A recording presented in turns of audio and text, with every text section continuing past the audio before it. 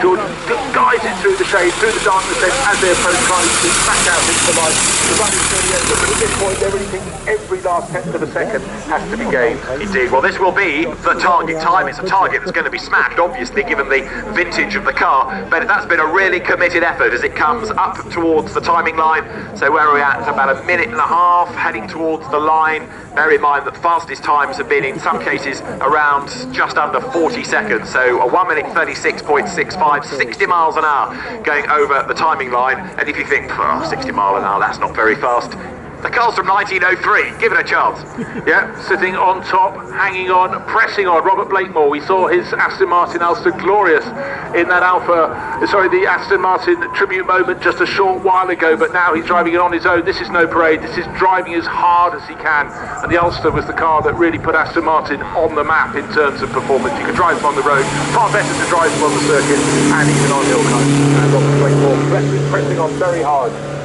7 seconds faster at the intermediate, so it's going to be a much quicker time. It's a much later car by a decade, and he comes up towards the line now then, so 96.65 to beat. And let us see where Robert Blakemore drops in as he comes towards the line. It's going to be about 90 seconds, is it? Breaks the beam now, 89.87, so 6.7 seconds faster. That puts Robert Blakemore quickest thus far. This is Sally Mason-Stirren with the beautiful Ferrari 166 Barchetta. She hasn't missed a Festival of Speed. She was the first car up the hill in the inaugural Festival of Speed in 1993. Plucking cars from the family stable, such an enthusiast, such a supporter. She doesn't expect to topple the big one. She's completely outpowered in this 166 Barchetta, but she drives absolutely beautiful. And it's so enthusiastic, really part of the scene here at the Festival of Speed. And faster than the previous two. It's a much later car, so you can anticipate the times to drop. Sally Mason-Stirren heading up towards the timing line. This should put her fastest, 89.87 to beat. The Ferrari breaks the beam now. There's the checkered flag, and that is 80.95. Sally Mason-Stirren goes fastest. Alexander Boswell really puffing away. He has been all weekend in the Delage. It's been a delight to watch. He really pushes that Delage Becquet very well. Of course, Alexander also out in that 1952 Ascari Ferrari, so he mix and matches, but this is such a dynamic car, the Delage. 6 or 7 seconds out of Sally's time, and more. If not, yeah, 9 seconds quicker at the intermediate, so the time to beat, 80.95. Lots of smoke belching out of the side of it, but Alexander Boswell is nearly at the end, so he sticks his foot to the floor. It's going to be under 70 seconds as he breaks the beam, 67.91, 13 seconds faster than the Ferrari. That was so impressive, and you could really see how Alexander was working the car, hanging out of the side. Now, older in terms of age, but Ben Collins is really going to push on in the Blitz and Benz. This is a mighty car. It's sort of, I look at that and I sort of almost dream of Chitty Chitty Bang Bang in a way. We're back at 1909 for this car, and Ben Collins with the 200 horsepower Benz is a real master of this. There's a lot of effort going on, that enormous steering wheel. He accelerates up the hill. Look at the skinny tyres, trying to find some adhesion against the road. Up towards Molecombe Corner now, looking down from the high shot. Drops it down a gear, turns in, on with the power, slides it, leans into the corner, back onto the power, and now heads up towards the line. The time to beat, 67.91. I just look at, you can see every gear change. Of course, Ben has to lean out of the cockpit. He's downs the levers forward. It's a very difficult side, but what he's got is hard when you get out hail. It's momentum. He's carrying it, keeping the racing line every time. Little bit of a slide. He corrects it as soon as he can, and then he's going to be hurling it left for the final time, and then we will know what sort of time he's going to set. And 67.9 to beat, gets ever so close to the bails, breaks the beam to go second.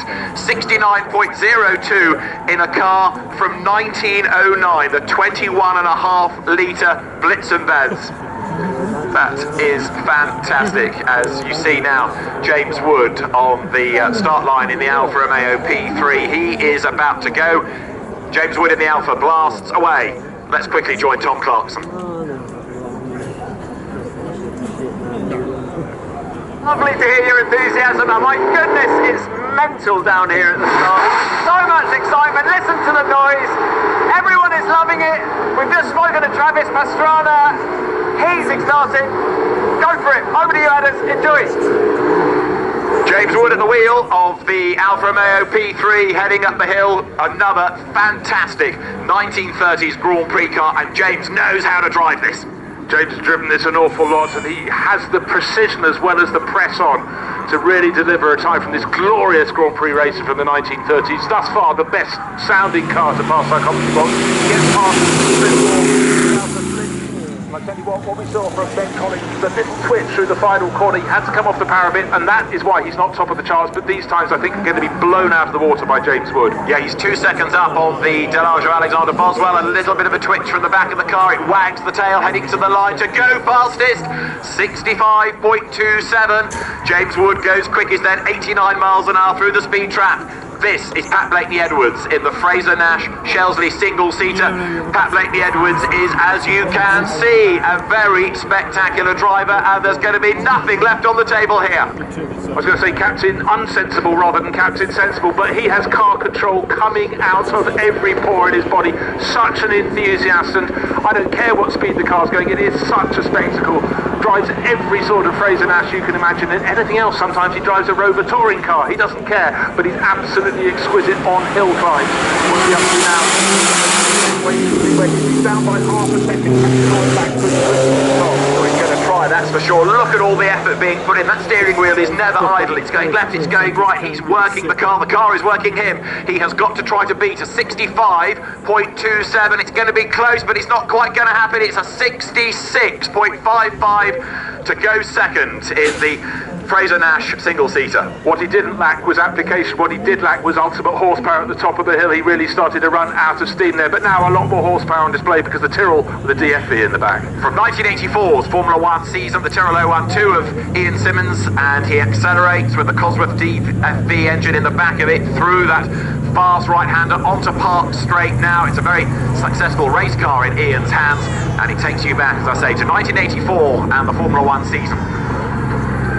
Looking to be neat and tidy, not to overdo it through Moulcombe. Certainly I spoke to Ian at the top of the hill, and he was trying to be contained and not to step out beyond. And as drivers say, in trying to get the extra tenth of a second shaved off, you can blow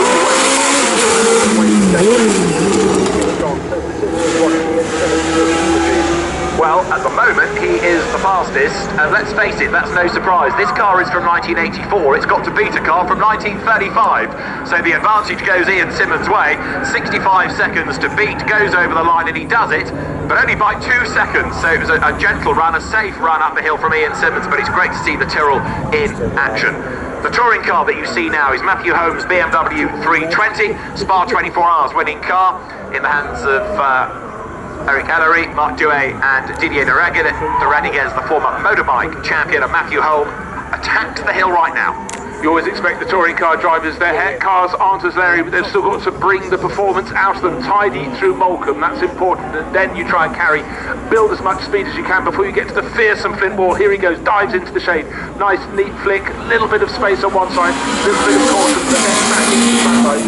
Now the final sprint, 8.89 in a second, up on the best time so far, pretty much where you'd expect him to be. Yeah, but not a full second, so it's a more recent car, but a less powerful car. It's a touring car, not a Grand Prix car, so up to the line, 63.2 to beat. Is he going to do it? Yes, yes, yes! By just under 2 seconds, Matthew Holm goes fastest then in the BMW. Next away, Richard Westbrook, GT star for many, many years in Porsches, in Corvettes, in the Ford GT, and this is the Ford Mustang Mach-E GT. He's learnt this car very quickly over the course of today and the last handful of days. Normally this year he's racing the Glickenhaus hypercar in the World Endurance Championship, so talk about changing the season around. Paul Swift is being listed as the driver of this car rather than Richard Westbrook. We'll get clarification on that, but Paul has been sharing the car through the course of the weekend, and we know he's a driver who can drive in a similar fashion to his father Russ Swift, can be spectacular, but right now he's not trying to be spectacular, and as he's trying to keep it four square on the hill. Doing his best, isn't he? So yes, stunt driver, rally driver, and right now hill climber Paul Swift accelerates towards the timing line, taking over the seat from Richard Westbrook, and he's dropped some time in the second intermediate then, so he's a little bit down on the BMW. Was quicker, he's now lost time against Matthew Holmes, so 61.23 to beat. Matthew Holmes' time stands up to the flag, 61.91. just under 7 tenths split them, so he lost time heading up the hill. Paul Swift goes second. So isn't this the glory of the competition? We had a fantastic sign set by a car from the first decade of the 20th century. That was by Ben Collins, but then we've had the latest machinery with an electric engine guiding up the hill. But now, somewhere in the middle, the Curtis Craft IndyCar racer with Geraint Ione at the wheel. We are in 1964. And it's designed to go round and round Indianapolis, not up and up the Goodwood Hill. But right now it's looking good in the sectors, 61.23 to beat. The Curtis Craft, Offenhauser, twitching up towards the flag. 61 seconds to beat, yeah, done. 59.10, that goes quickest. And just looking at the adjustment of the cornering line, several times to get through the final corner, Geraint did not want to lift. But now if you want noise, here is the noisiest car on the hill. Duncan Pittaway blasts away in the Cheetah Chevrolet. It's a very stubby little car, it's a very leery little car, it's a very noisy little car. Can it go faster than Geraint Ione's Curtis Craft Offenhauser? Well, let's see, because now Duncan Pittaway attacks the hill. He makes the climb then in this 6.9 litre V8 engine Cheetah. Just bear in mind that Duncan's such an entertainer, but probably, I think, today the only driver competing in the hill climb wearing collar and tie. He had standards, you know. He also had plenty of horsepower, lots of grunt from that Chevrolet V8 lump at the front. There's nothing at the rear. There's a bit of colour. It's the back flap of the car and the tail lights, but Duncan Pittaway sitting literally over that rear axle. Almost half a second down. Can he be brave in the ultimate sprint to the finish? We know that he's brave, but has he got a heavy enough right foot as he accelerates up towards the timing line? Let us see. 59.1 to beat and slightly down, 60.08 seconds. So second fastest for Duncan Pittaway, but a good effort nonetheless. Now this is Ewan Sergeson in the Shadow DN1 Formula 1 machinery. So again, it just shows the mixture of machinery, Formula 1, excuse me. And this is the car made famous by Graham Hill back in the day, trying to take it towards victory for his own team. But right now, the focus for Ewan Sergeson, who's had a whole host of but how's he doing on the split? Just waiting to see. He's 59.1 seconds to beat. David, is he carrying enough speed into the final corner? I think he's going to come up just short. It's going to be close, isn't it? 59.1, it's just the wrong side of a minute. 60.93, puts him third then. So it is Geraint Ione ahead of Duncan Pittaway, Ewan Sergeson third, Matthew Holm is fourth. This is one of the best cars here, the unique 250 GT Ferrari, so-called bread van. We're in 1962, it's 3 litre V12, and it's Emanuele Pirro at the wheel. And from the engine notes, it came faster. The throttle pedal, because it was planted as it went through. The left-hander to lead up the hill, and he's keeping it neat, keeping it tidy, but keeping that throttle pressed. 59.1 seconds, he's going to be right in the mix. I think he's just going to steal it.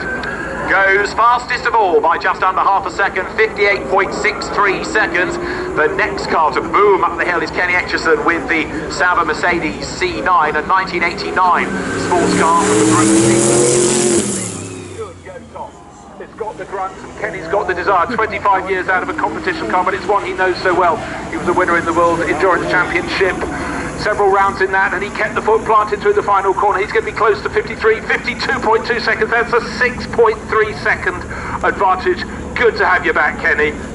Drivers there, look, including Paul Swift, getting ready.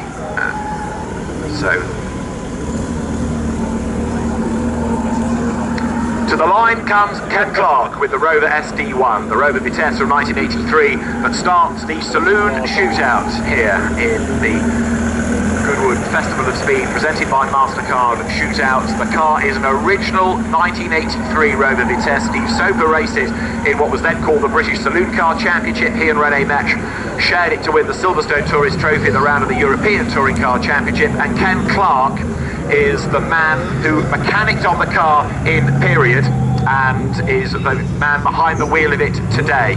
We have a standalone competition for the touring cars, and Ken Clark accelerates up the hill, the first of the touring car subset to go. Let's see what his target time is going to be. There are going to be people he's competing against in this special subclass. It's class of its own. There are going to be people in faster cars, younger cars, but Ken Clark really putting the power down. And for so many people, that Rover 3.5 litre engine, when revved hard, is such an evocative sound. It'll be bouncing off the flip wall right now. He goes past it.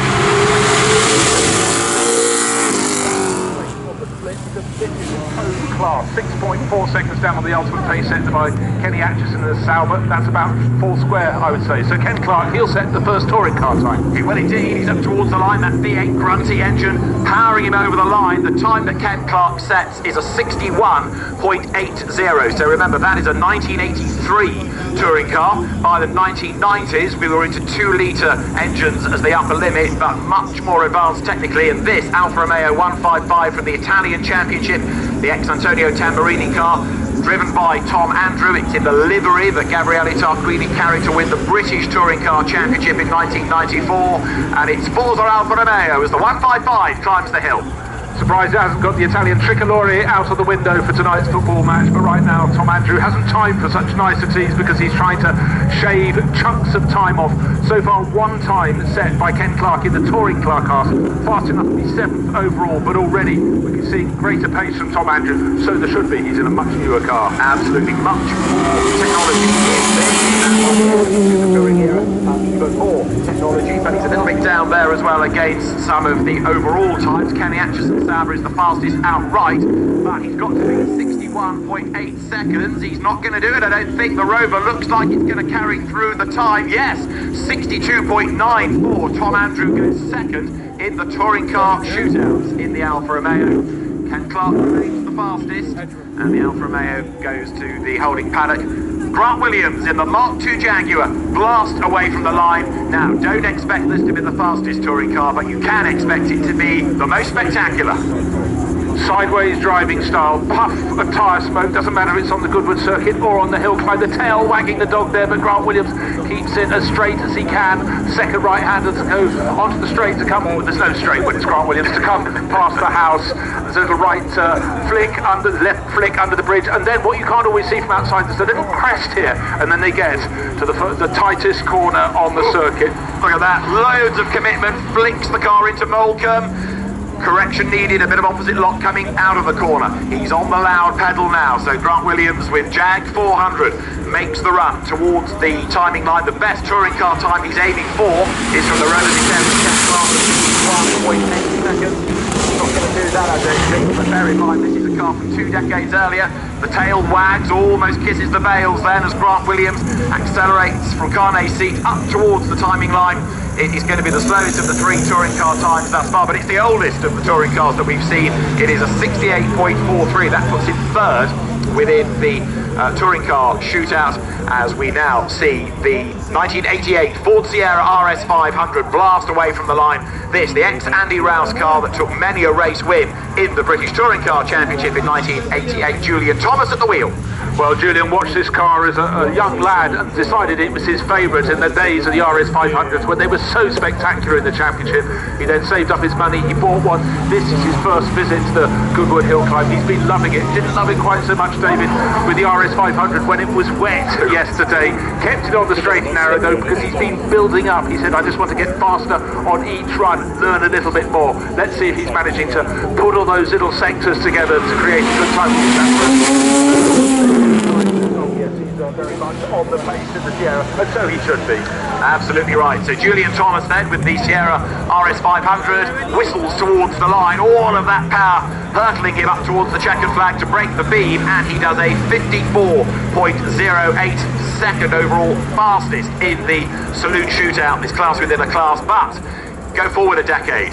The Renault Laguna blasts away from the line. This is Mark Jones at the wheel of the Laguna, a car from 1999, the Alain Menu Jason Plato chassis, and Mark Jones blasts through the cars by the end of the Super Touring era.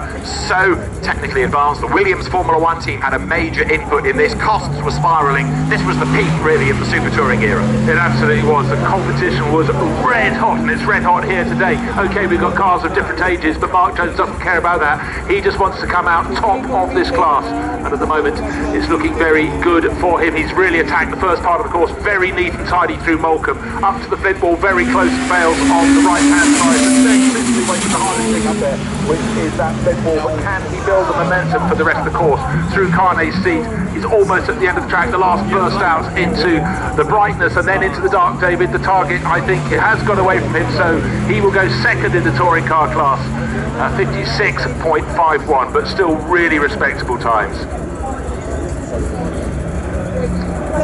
The next car to go is Rick Wood in the ex-Rick Kelly Holden Commodore. He blasts away from the line, this 2008 chassis in the Holden Racing Team colours, but it was a Holden Special Vehicles entry from Rick Kelly, run by the Walkinshaw team. It had a big accident at Bathurst in 2008 with Paul Radisich behind the wheel, but Rick Wood has rebuilt it and he has put the HRT colour scheme on top of it. He's raced Holdens before. He's very, very quick and very successful in them, and this car that makes a great noise is also a great sight, and crucially it is well driven. Very well driven, and Rick Wood likes cars with a lot of horsepower, and certainly in comparison to the cars in the British Touring Car Championship, this has loads of grunt.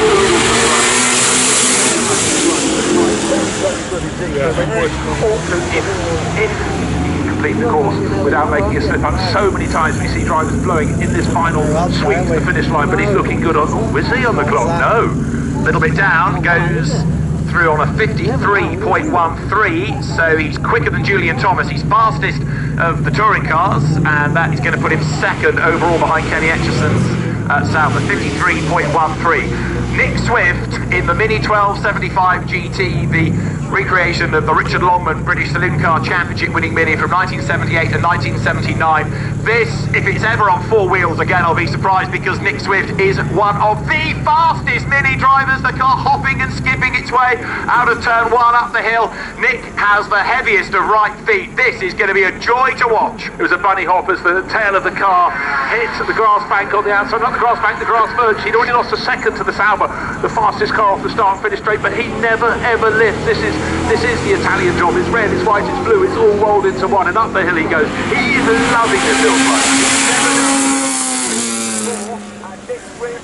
Absolutely flying. This Mini is being given a real workover. He heads up towards the line. The best touring car time is a 53.1. He's not going to be that far away from it either as he comes across the line. The little Mini does a 56.62. Fantastic from Nick Swift. Does not deserve to be there. There is no horsepower in that car. It's just willpower, and it very nearly carried the day. But certainly in terms of entertainment, that was the car that was driven harder than any other thus far. Fantastic. Let's go NASCAR. Jack Tetley blasts away from the line. This is the 2012 Chevrolet Camaro. It's 5.9 litres. It's V8. It is noisy, and it's a very spectacularly driven car as well. Jack Tetley had a bit of a moment in the damp this morning, but let's see what this run turns out to be. Jack has got the ability to go fast this hill. He knows this hill where, but when you've got this much power, it's about caution as much as anything, because it's far easy to put too much of the too much down onto the circuit and not get it down straight. Very tight on the second down on the fastest time, and that split, and that of course was Kenny Atchison, still fastest in the Sauber C9, kissing the edge of the circuit, and then sadly just a little bit more, the final corner he's hit the straw bales on both sides. It was the smallest of kisses, but round went the tail, David. Indeed, so red flag comes out, so the shootout is going to be suspended. Jack Tetley just with a wheel onto the grass, but at that speed